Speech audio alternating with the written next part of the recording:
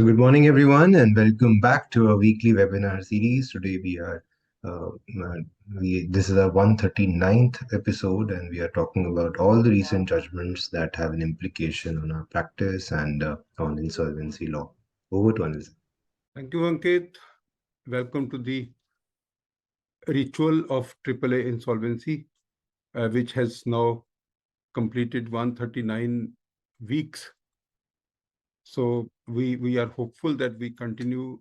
We are hopeful that our energy continues, and how it will continue, how we remain motivated is only by way of your participation. Questions are welcome, and we really enjoy answering your questions. So in the last few episodes, we have seen that the indulgence is increasing. So therefore, we are also focusing on at least 10 minutes for the question in between and as well as at the end of the episode. Today, we are discussing 4 Supreme Court judgments and some of the important judgments from NCLAT, impacting the overall insolvency and also helping the stakeholders in framing strategies.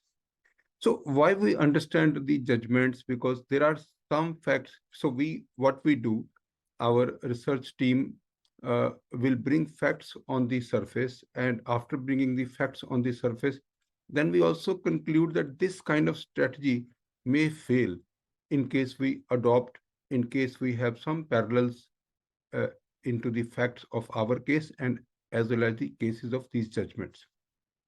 So therefore, I think we start with the very important judgment today, that is the important Supreme Court judgment in the name of the state of Punjab and others versus Ferrous Alloy Forgings Private Limited. Now, so this judgment was delivered on 19th of November 24. It's about 15 days back. And this is from Mr. Justice J.B. Pardiwala and Mr. Justice R. Mahadevan from Hon'ble Supreme Court of India. It's a very important question which is discussed in this particular judgment is regarding whether it is mandatory for the successful auction purchaser to deposit the stamp duty for the sales certificate to be issued to it in view of the provisions of the Stamp Act and the Indian Registration Act 1908. Now, although this judgment is not on IBC, this judgment is from the winding up process as per the Companies Act. But yes, we have to draw a parallel with the liquidation process, and during liquidation also, the liquidators under IBC also keep issuing the sales certificate, and also under the SARFAESI Act, the banks issue the sales certificate. Now, whether the banks and or the liquidator, do they have any kind of parallels which actually is mentioned in the Indian Registration Act 1908, we'll have to see. In fact, my understanding from the entire judgment is that there is some kind of variation in the provisions of the Stamp Act and Indian Registration Act. So that is the reason that the registrar of document is not accepting these judgments from Honorable Supreme Court. In fact, there are many such judgments. In fact, 5 judgments. In fact, we found 5 judgments in this case. Now, in case we start understanding this case, the Punjab United Forge Limited, it was basically a company which was ordered for winding up under the Companies Act. And the permission was granted to IFCI to sell the mortgaged properties, which was hypothecated to them as well as to Andhra Bank. So IFCI invited tenders, and a company, Ferrous Forgings Limited, a sister concern of Ferrous Alloy Private Limited, emerged as the highest bidder at a price of 2.25 crore and movable assets of about 32 lakhs. And this was confirmed by the High Court, because in winding up processes, all the actions are supposed to be confirmed by high courts. So this was confirmed in October 96. No, October 96, and now we are like, this is a something like 25 years old. This case is finally decided by Honorable Supreme Court. No, it has actually gone to first high courts. They went to high court. The in fact this the respondent in this case is Ferrous Alloy Forging Private Limited, the associate concern of the highest bidder. In fact, they actually have requested that the conveyance deed may be registered in favor of the associate concerns on the ground that the entire sale consideration was paid, and the board of directors and the chairmen were same for the respondent and for its sister concern. Basically, that is not the issue. The issue is like maybe the bidder was a company, and then finally they had another company and they wanted to get the conveyance deed registered in the other company. So that is of course allowed. That was permitted. The request was, however, the request was declined first by the High Court, and the respondent filed an appeal against the before the division bench, and which was actually allowed. It was allowed in 97. So that is something. 97 and 24 still. I think the major part of the dispute is on stamp duty. Then then this respondent, like the finally the company in whose favor this sale was to be registered, they actually sought a sales certificate, and then it led to a stamp duty. It led to a dispute over stamp duty. Now the company judge in High Court directed the stamp duty to be paid on the auction price of the immovable property, but excluded the value of immovable property from the stamp duty calculation.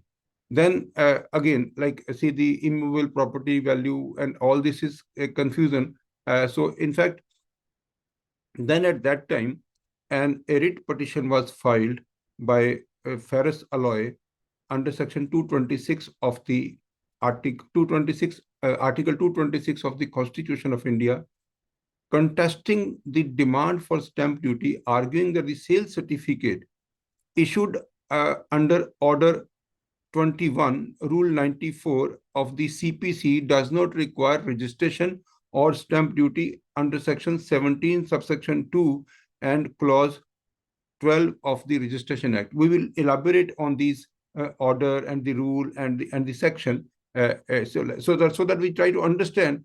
So the High Court in this case says the High Court held that the registry's role was limited to issuing sales certificate and sending its copy to the sub-registrar as per Section 89, Subsection 4 of the Registration Act.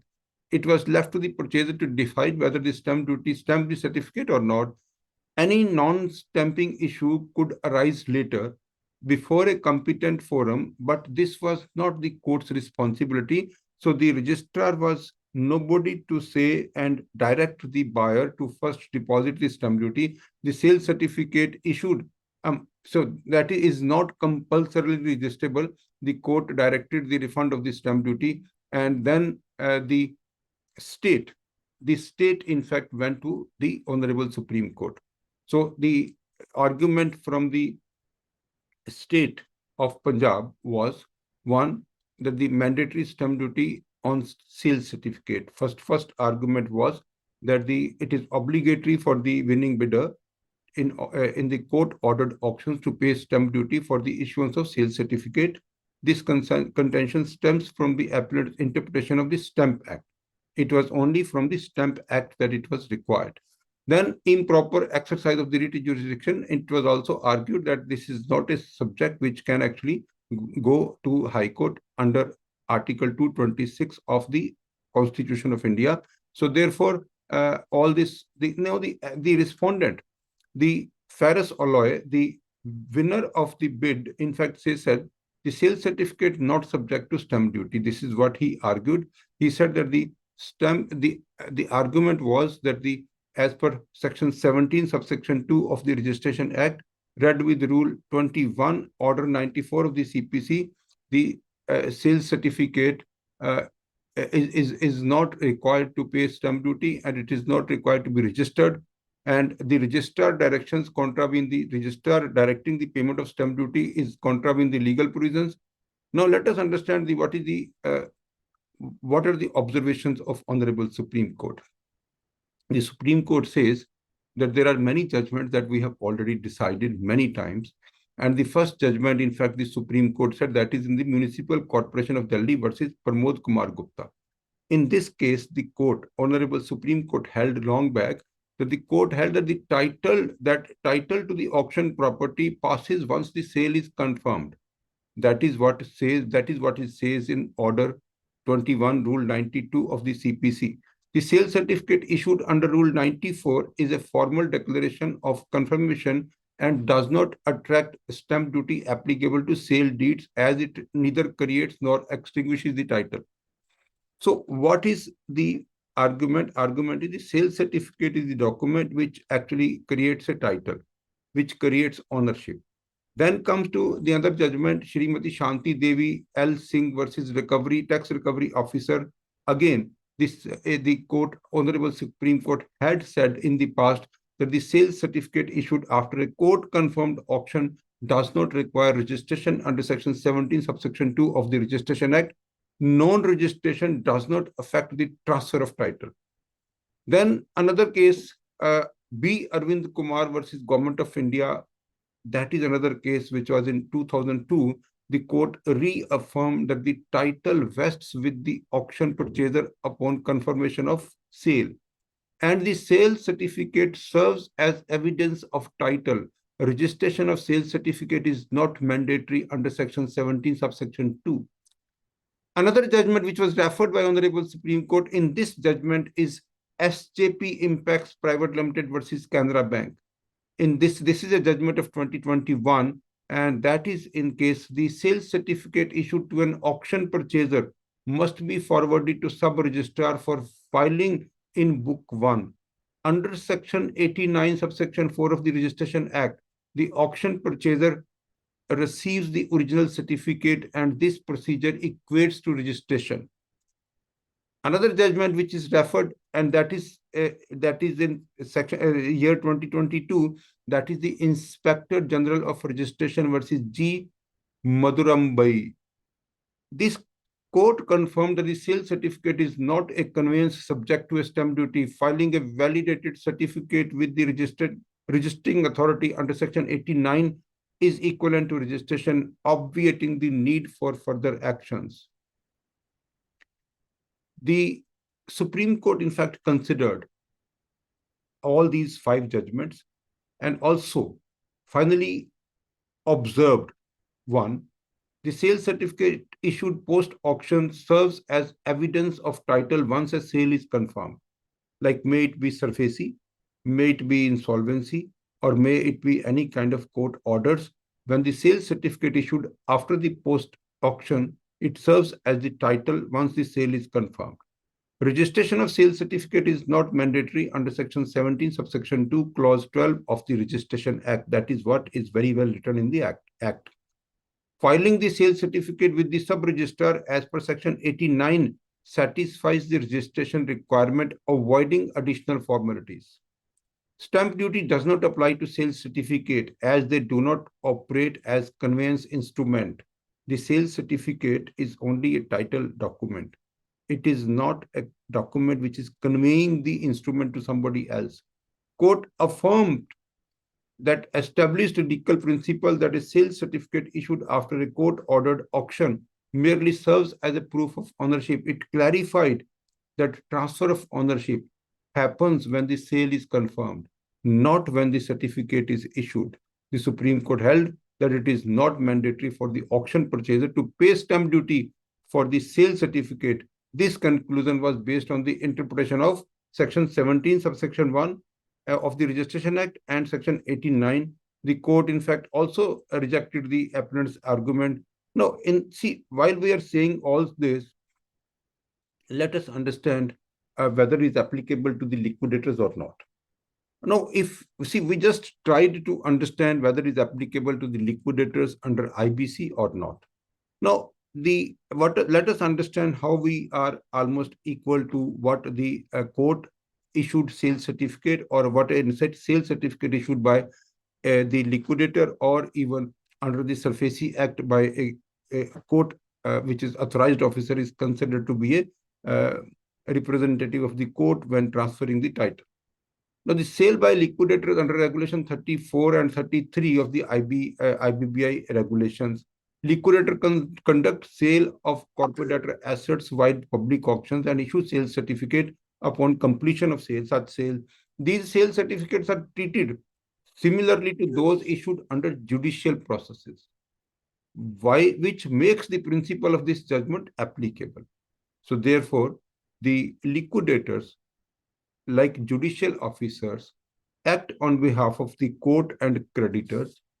Thus, the sale certificate they issue should not require additional stamp duty or registration if only used for title purposes.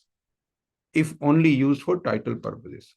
Now, when I read the section 17, Section 17 of the Indian Registration Act 1908, which actually is with the heading of documents of which registration is compulsory.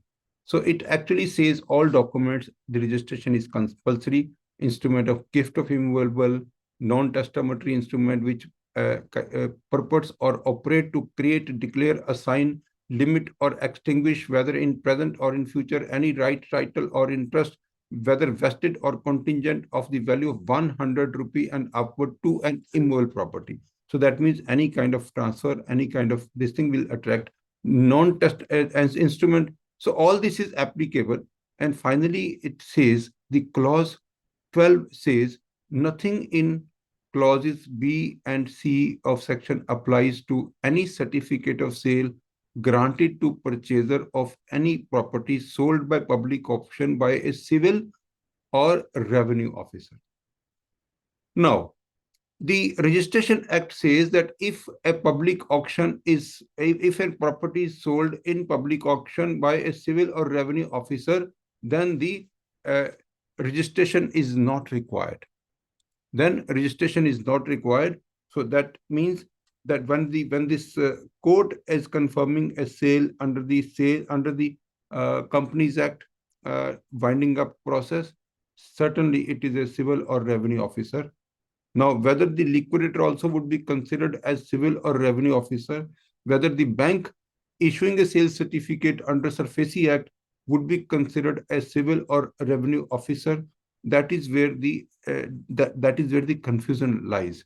Now, then Section 89 of the Registration of Registration Act says certain copies of certain orders, certificate, and instrument to be sent to a registering officer and filed. Now, it is said, Section 89, subsection 4 of the Indian Registration Act says, every revenue officer granting a certificate of sale to the purchaser of immovable property sold by public auction shall send a copy of such certificate to the registering officer within the local limits to whose jurisdiction the whole or any part of the immovable property comprises in such certificate is situate, and such officer shall file the copy in his book number 1. That means book number 1 with the registering authority. That actually will tantamount to registration of a document before the sub-registrar of documents. So this is what is the two sections that we have read. One is the section 17 subsection 1 and the other is the section 89 subsection 4. That's what we have read. And then we also see the Code of Civil Procedures 1989, which actually says the order 21, which says the execution of decree and order. This says rule 92, sale when to become absolute or be set aside. So this also is favorable. Rule 94, certificate to purchaser, is also favoring. However, Indian Stamp Act 1989 says in the relevant articles, like the Article 18 of the Indian Stamp Act, which says certificate of sale in respect of immovable property, a certificate of sale in respect of immovable property granted to the purchaser of any property sold by public auction by a civil or revenue officer shall be chargeable with stamp duty as applicable in the respective state. So this is where is the clash. All kind of registration processes say that the registration is not required. But the Indian Stamp Act says that the registration is required. And then it is also very clear that in case any state have specifically issued a notification with regard to the stamp duty, because the stamp duty is a state subject, and in case the state has issued a specific notification that on sale certificate the stamp duty would be payable. So what we can conclude today, that because of this judgment and because of many other judgments in the past by Honorable Supreme Court, that one, that the ownership gets transferred on the certificate, issue of certificate sale, confirmation of the sale, and finally the certificate of sale is the evidence. Now, the registration of the certificate of sale is not required, because see, it is the duty of the liquidator or the bank that to supply one copy of the document to the registration authority, and the registration authority is in fact kind of duty bound to keep this, give the original to the buyer and also record in book one.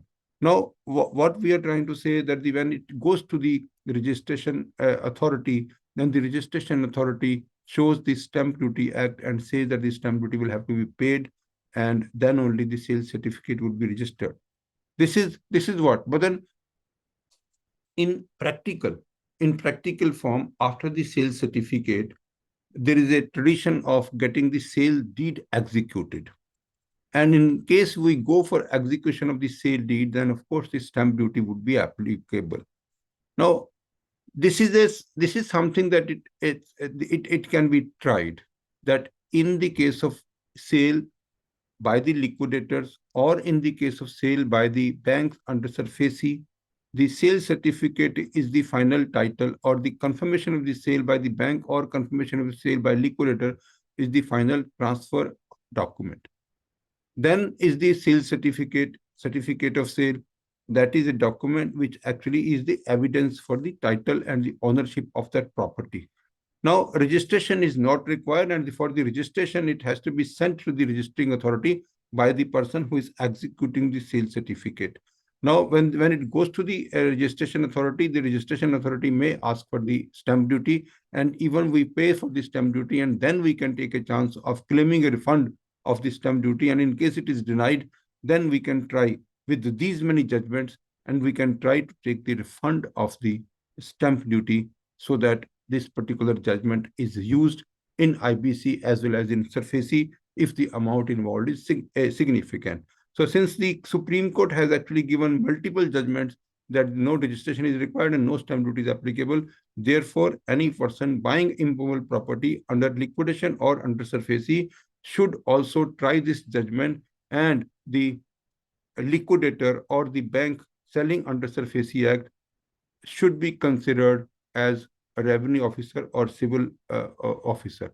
So this is what is the judgment that Ankit, we are in fact very flagship judgment that we can say that yes, it may have impact on the SARFAESI and liquidation issues.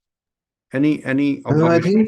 I think yes, it's a very welcome judgment. It kind of reduces the cost and the uncertainty with respect to this stamp duty levy.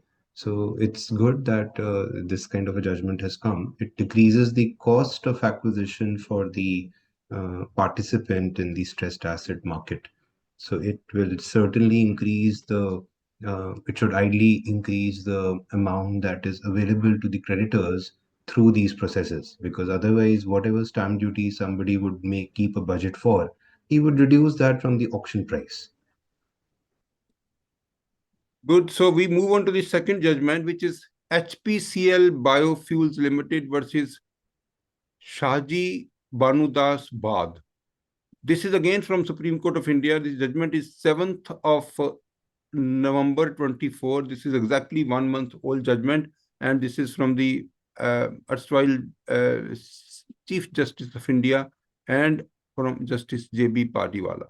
So this is a case where a government company, which is HPCL Biofuels Limited, it is a company which is a subsidiary company of Hindustan Petroleum, and then it actually is engaged in sugar, and also it's a large company, like having a capacity of 3,500 ton per day, and also a distillery which actually has a capacity of 60 kiloliters per day. So this particular company, in fact, entered into a contract with one SS Engineers, a proprietorship concern, and then the respondent was, in fact, that there was a dispute of making a, because total contract was 38 crores and 19 crore was paid, and then for the balance amount, it was disputed.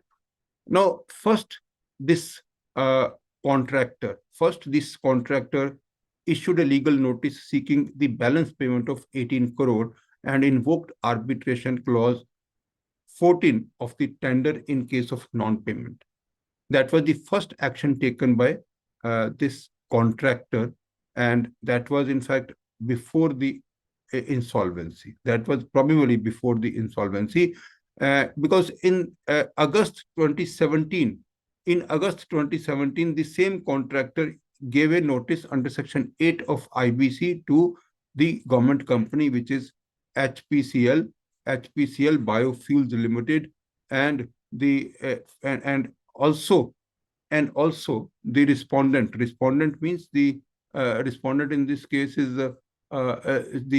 this contractor, and he also filed a one that the application under Section 788 notice was given, and then he filed a Section 11 of the arbitration law uh, for the appointment of arbitrator in February 2018. However, after about 6 months, 8 months time, in October 2018, that particular petition under Section 11 for the appointment of arbitration was withdrawn, and on 15th of October, within 15 days, the uh, insolvency of this company commenced. It was from Kolkata bench in 2018. This government company, in fact, was ordered for a corporate insolvency resolution process, and that was admitted in February 2020. So February 2020, after about 1.5 years, this company, in fact, was admitted.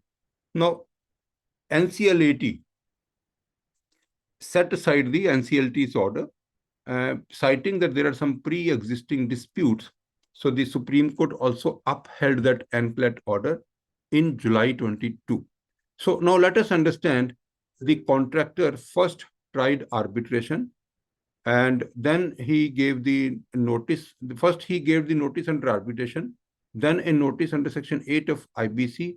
Then he filed a petition under arbitration for appointment of arbitrator under Section 11 of the arbitration law, then filed an application under Section 9, and then persuaded before arbitration court, arbitration appointment, and also persuaded. Then he withdrew the application for appointment of arbitration.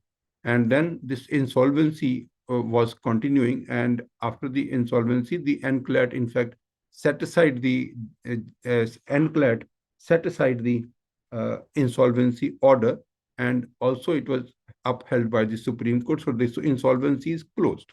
Insolvency is the entire matter of insolvency closed in July 22, and then this contractor started immediately after that. The contractor started a fresh application under Section 11 of the Arbitration Act before Bombay High Court, and therefore the appellant kind of opposed and saying. So now in this particular case, there are two issues. One, that this contractor first tried arbitration, then withdrawn it, and at the time of withdrawal, there was no permission for restarting this arbitration proceeding.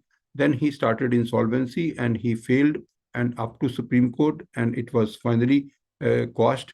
And now the question before the Honorable Supreme Court was whether the fresh application under Section 11, subsection 6 of Arbitration and Conciliation Act 1996, filed by the contractor, could be said to be maintainable, more particularly when no liberty to file a fresh application was granted by High Court at the time of withdrawal of the first application under Section 11(6). No, at the time of withdrawal of the first application, no specific permission was granted, whether the fresh application filed by the respondent in December 22 could be set to be time barred. So one, that once you withdraw, have you a right to file again? With second, whether it actually barred by limitation law. So these are the two things. And third, of course, whether this delay can be condoned by courts or not. Now the applicant, the contractor says that the lack of maintainability due to prior withdrawal, and the contractor says the since it was withdrawn, and so that should not be a kind of impediment in filing a fresh application.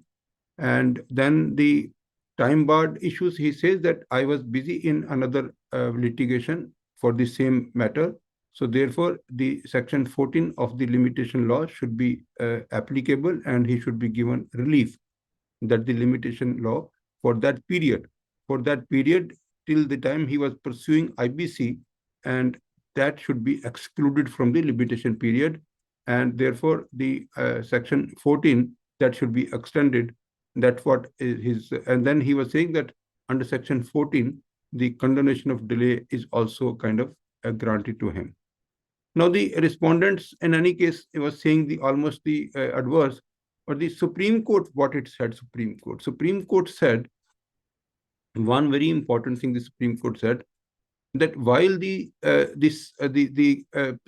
Rule 23, Order 23, and Rule 1 of the CPC to Section 11, subsection 6 applications, the court acknowledged that while the CPC does not strictly apply to arbitration proceedings, the underlying principle of preventing repetitive litigation and ensuring efficiency in legal proceedings should be extended to Section 11, subsection 6 applications. This litigation, this extension, the court reasoned, is in line with the Act's objective of promoting expeditious dispute resolution. The court further held that the unconditionally withdrawing a Section 11, subsection 6 application without seeking liberty from the court to file a fresh application would preclude the party from filing a subsequent application for the same relief. Then the observations from the Honorable Supreme Court continues, saying the court emphasized that the Section 11, subsection 6 application is not merely a procedural step to appoint an arbitrator. It signifies the actual commencement of arbitration proceedings. Therefore, abandoning such an application has significant consequences. Public policy consideration, what court says, that the court highlighted the public policy considerations underlying Rule 28, Rule 1, Order 23, Rule 1, emphasizing the need for certainty and finality in litigations. Applying these principles to arbitration promotes efficiency and prevents parties from repeatedly re-litigation on the same issues. Bona fide exception, and then finally it was actually some litigation. But let us understand finally what actually court held. The court held that in both Section 14 relief cannot be given, Section 14 of limitation law, that relief cannot be given because the relief asked under IBC was different, because that was only to commence insolvency of that company, whereas the relief under the Arbitration Act was to recover their rights out of a contractual agreement. So that is the final argument, and this particular case was lost by the contractor. Now let us understand the impact, and let us understand the learning from such. Now the learning from such cases is that first you tried arbitration, then you also gave notice in the meantime while the arbitration proceedings are continuing. Then you are also doing this insolvency, and then you are withdrawing the arbitration. Basically, it's a forum shopping, and you go to one forum, you go to other forum, and then later on you say that it should be excluded under Section 14 of the Limitation Act. So that could not be excluded because in IBC the relief is different, and in the arbitration the relief is different. So this judgment, in fact, is important for those people to understand that going to multiple forums may not work, at sometimes. So whenever we do any such strategy, it should be very clear that the strategy should be in line with the judgments of with the judicial pronouncements. So Ankit, any kind of comment on this for the so this is basically highlighting two things: forum shopping. The Section 14 of the limitation law may not be used because the reliefs are different. So and then this contractor lost both the options available. Arbitration is also lost, and IBC is also lost. Of course, we should consider that the court was considerate because this HPCL Biofuels is a wholly owned subsidiary of HPCL. It was a wholly owned government company. So in some other cases, maybe the court could have given some relief to the contractor, but in this case, the contractor lost both kind of litigation lines. So like we continue to have similar disputes where the company insolvency, of course, and there are disputes that are prevalent. So what should be done? Like arbitration clauses are provided in the contracts, and then of course NCLT window is also available to provide relief to companies during moratorium. So, how does a person then decide which forum to go to? Should we kind of, where do we draw that curtain that, okay, we go for this kind of a dispute to NCLT and for this kind of a dispute to maybe arbitration? No, I feel that the wherever you are more stronger, we should actually try to go on that route. And insolvency was rejected because of the pre-existing disputes regarding the maybe quality or regarding maybe the supply period. But the consideration also could have been because the HPCL Biofuels is a government company. So the order was passed by Kolkata against a government company. So NCLT, in fact, quashed that order. And finally, the Supreme Court also upheld the order of NCLAT. So what I'm trying to say is the uh, arbitration proceedings in case could have continued. So anyone who feels that the any government company is not making payment, so government company may have recorded certain things in their files regarding some disputes, some dissatisfactions, and some of the clauses of the agreement which may be applicable on such kind of deficient supply or deficient services. So the government has that edge because the government has an agreement, although that agreement had the arbitration clause, but even otherwise also that agreement may have had many clauses which actually can, it would be very easy for the government to raise dispute, maybe in their own internal files. So that's what is the learning from this judgment. So we moving on to the third Supreme Court judgment, which is in the case of Noida Special Economic Zone Authority versus Manish Agarwal. And this is this is a judgment dated 5th of November 2024, 1 month, 2 days back. It is from Mr. Justice Abhay Srinivas Oka and Mr. Justice Augustine George Masih. Now, Noida Special Economic Zone Authority leased land to one Shri Bhumika International Limited, the corporator. They defaulted on lease payments and faced CIRP, and the resolution plan was approved, and resolution plan only offered 50 lakhs of rupees to Noida SEZ. So the Noida SEZ, in fact, their total claim was 6 crores and they were offered 50. So they challenged the resolution plan. They challenged the resolution plan that this resolution plan is contradicting the Special Economic Zone Act 2005.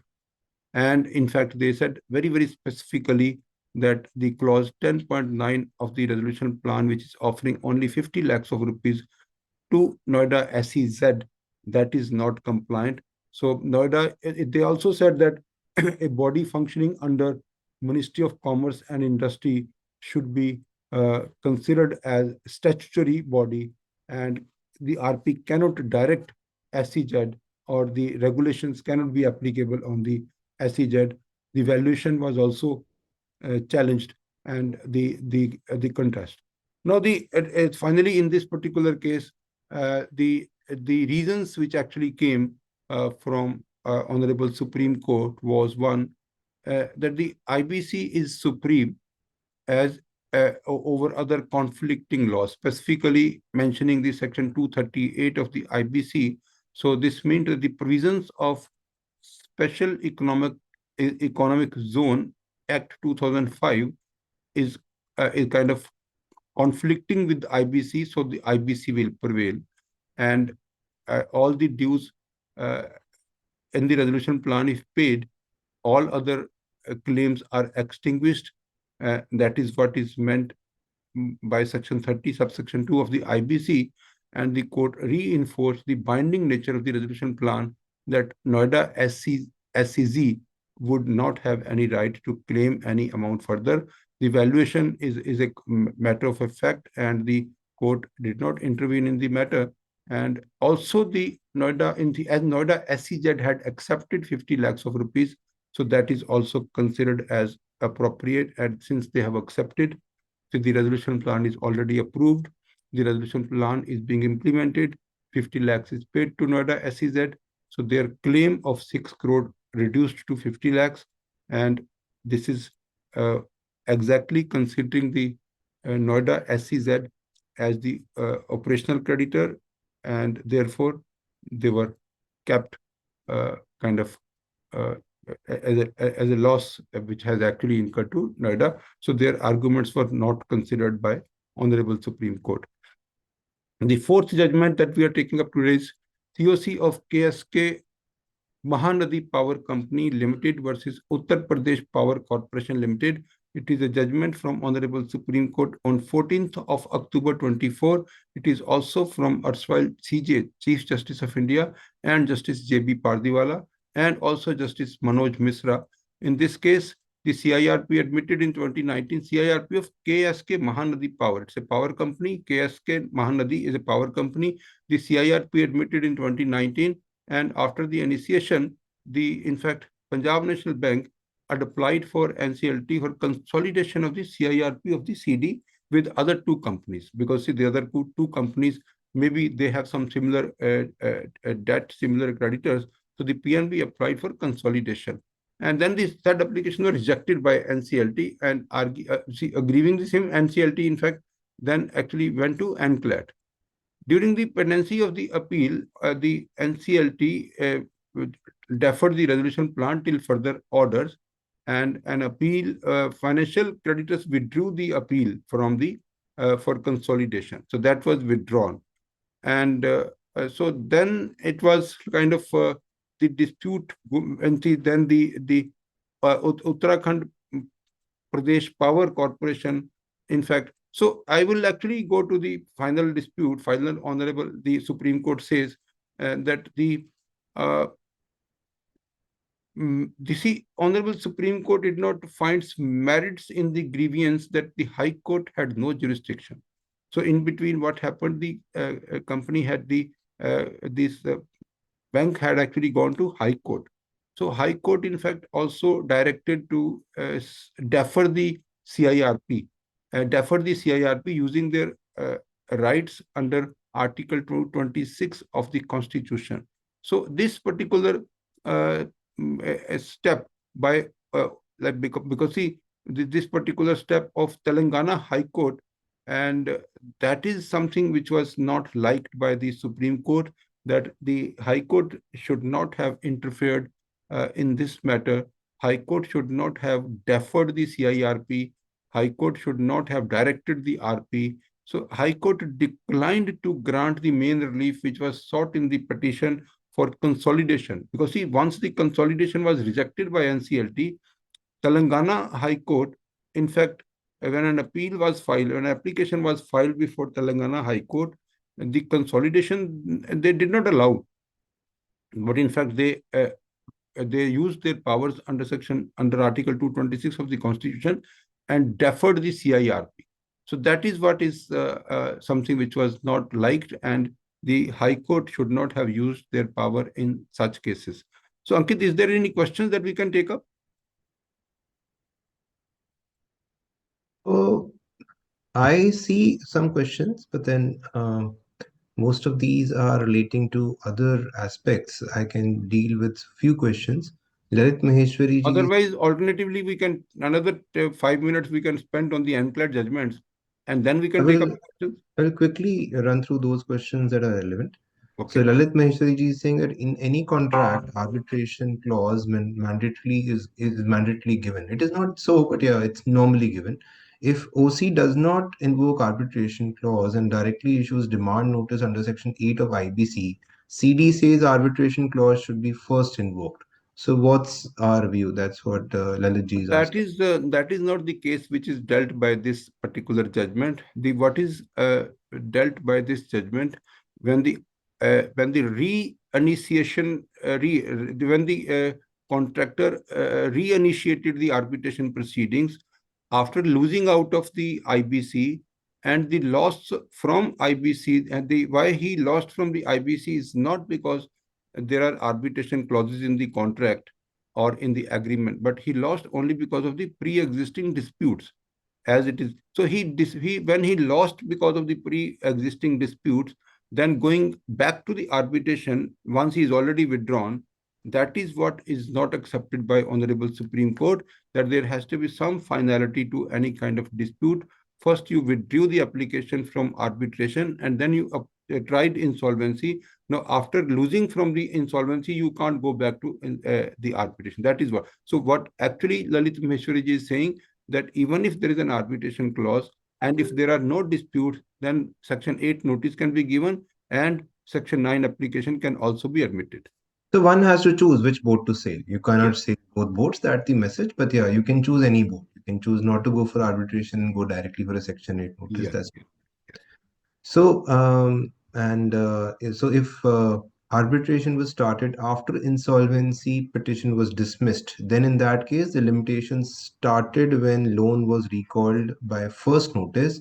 Then in that case, for starting arbitration, whether the benefit of Section 14 of IBC will be there. That's a question from People. No, once the CIRP starts, then then arbitration cannot be started. So in No, case the he's saying insolvency petition was filed first, arbitration was not started. He's changing the facts now. He's saying in this case where Supreme Court has given an order to us, they've said that arbitration was started, withdrawn, then somebody went to NCLT claiming that there is no dispute. Now he's saying that insolvency petition was filed by somebody, let's say, and the insolvency petition was discarded because of whatever reasons. It was not allowed by NCLT. After this process, is there any bar in your opinion that doesn't allow the company or the entity to go for arbitration No, let us understand why the Supreme Court denied the relief in this now? case. The Supreme Court denied the relief because first arbitration application under Section 11, subsection 6 of the Arbitration and Conciliation Act was withdrawn, and that was unconditional withdrawn without any liberty taken from the High Court for refiling it. So Yeah. that was the first thing which actually went against the applicant. Now, the second thing, that he's already lost in IBC and now you're restarting it. While you are restarting, your limitation period is over. You are time barred now. So he was asking for relief under Section 14 of the Limitation Act, that he was, in fact, the time which was spent on proceedings under any other law, that should be excluded, which is mentioned in Section 14 of the Limitation Act. That was So not in allowed. case, so here in case the person says I go to insolvency, I serve a Section 8 notice, and I lose that matter in NCLT, and then he goes for arbitration. So the Yes, it is limitation possible. period will be computed from the date on which the Original order default, has, original default, not from the end of the proceeding. not from the NCLT order, which See, says because that there is some it is very dispute, some. clearly said that Section 14 of the Limitation Act applies only when there are similar reliefs asked. So in the IBC, the relief asked is the uh, insolvency, commencement of insolvency. But Whereas in any the such order, arbitration, the relief is different.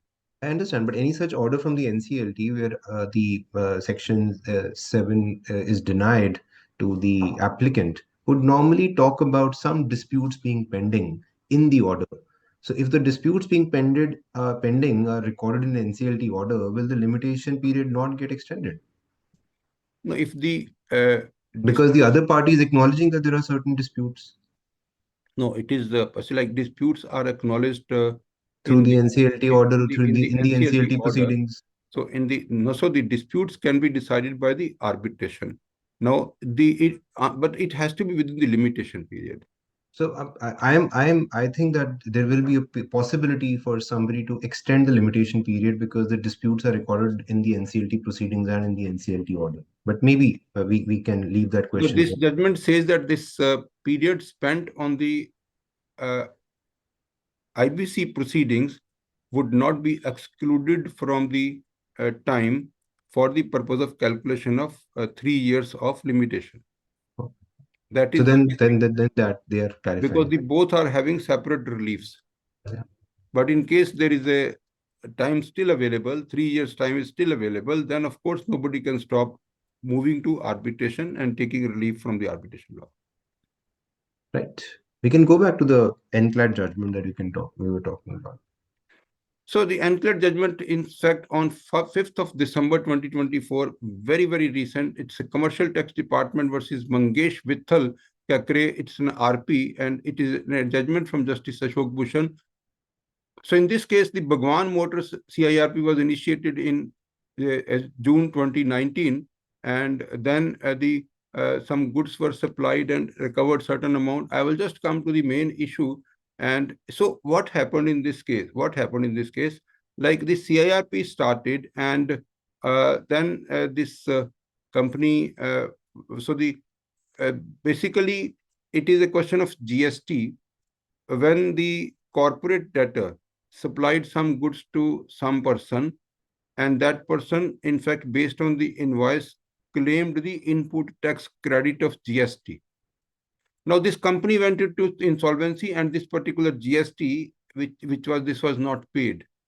Later on, the customer of the corporate debtor, where some goods were supplied, he had to he had to pay that amount to the GST department because the corporate debtor could not pay the GST as GST department is not having a priority under the law, and the GST department recovered it from the third party because that third party claimed input tax credit. I hope understanding is clear, Ankit.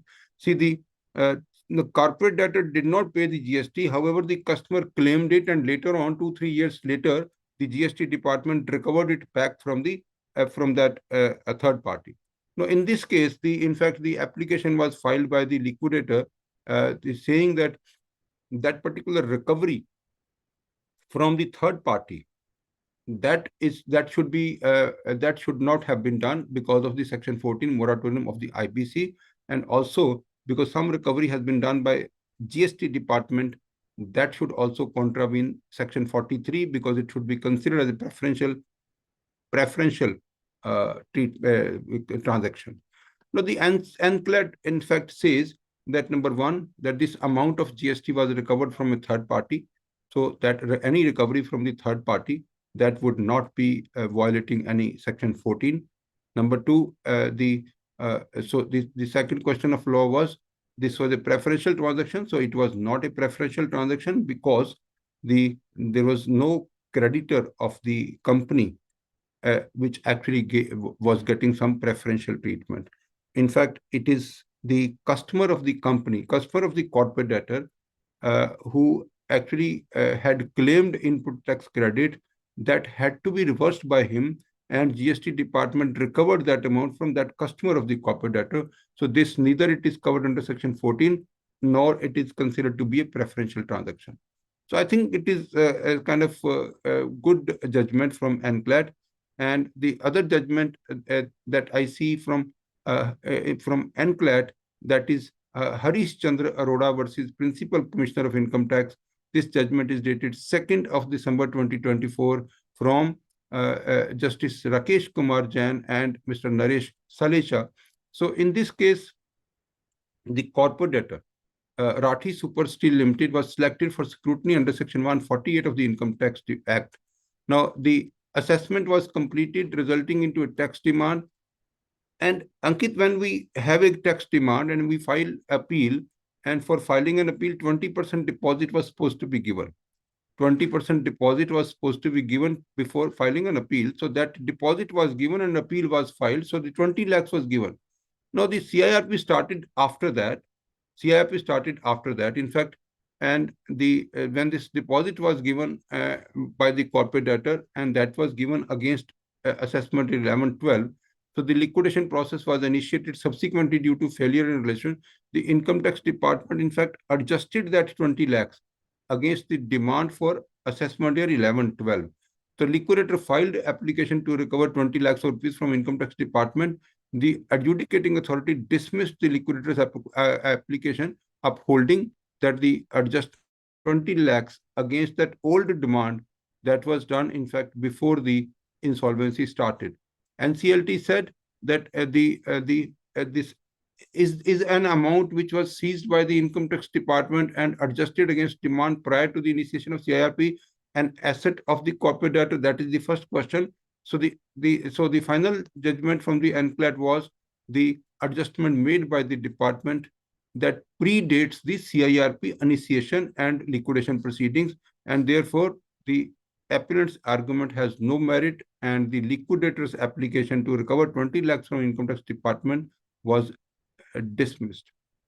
Now, in another case, like in Central Transmission Utility of India Limited versus Sumit Binani, the RP, and that is also a judgment which actually will very briefly, I will say, that is again in the case of the corporate debtor in case again KSK Mahanadi Power, and it entered into a agreement with the transmission service agreement with the CTUIL. The CTUIL is Central Transmission Utility of India Limited. So that particular, now this is an important case.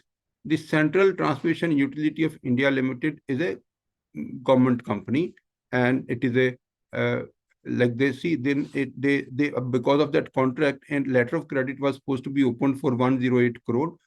However, instead of letter of credit, they gave a security deposit of 108 crores. That security deposit was given to Central Transmission Utility of India by this KSK. Now, then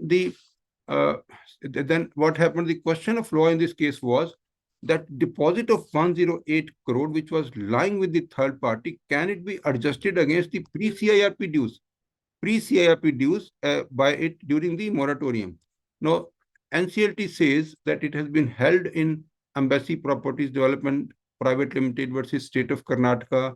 It has been held in Municipal Corporation of Greater Mumbai versus Abhilash Lal.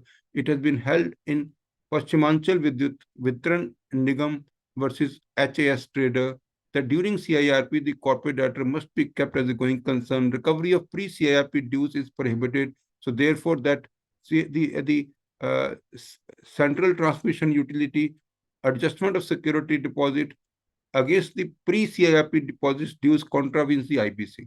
So this, Ankit, can be used, this particular judgment can be used for your own case also, that if they have adjusted certain deposits with their pre-CIRP dues.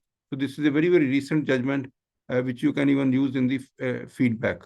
And then a very kind of common understanding that we should have, a Kashyap Infra Projects Private Limited versus High-Tech Sweet Water Technology.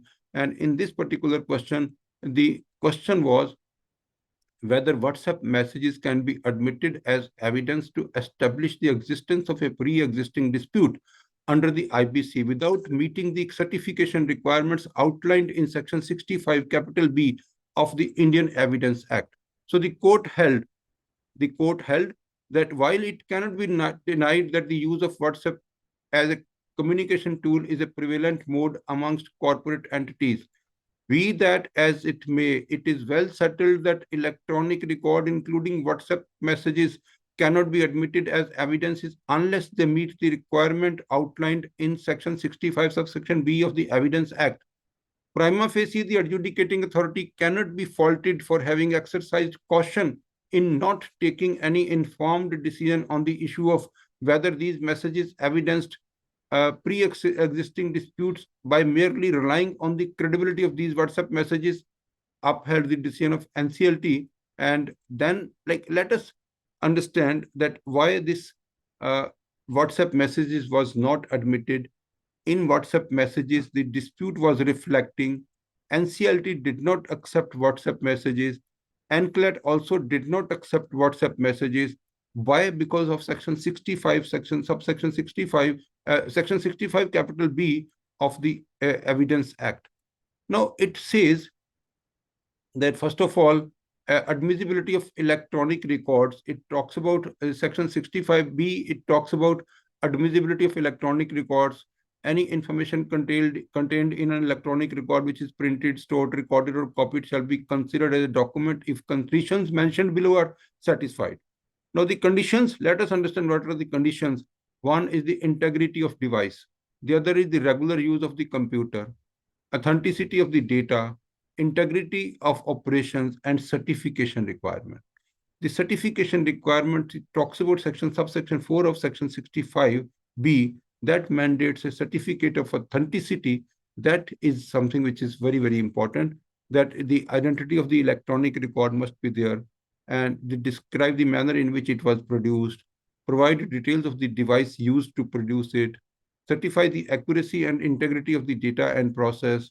So these are the various section 65B provisions which talks about certification requirement. So for all of us, we must understand there are many judgments on whether the WhatsApp messages can be accepted as evidences or not. There are judgments from Honorable Supreme Court on section 65 capital B subsection 4, like in what kind of certification is required. So before we actually try to bring an evidence, electronic evidence, we all have to be very careful that it must comply with the certification requirement, which is provided in section 65B subsection 4 of Indian Evidence Act. So this is what is all about from our side today, Ankit. So I would simply say that if there are any questions that we can take up, otherwise we already crossed our time. No, I think we have taken up all the questions that were relevant for today's discussion. There are a few questions which talk about or which question about the limitation perspective, but then they are mostly relating to the PG matters. So we can deal with them separately and we can kind of deal with them offline.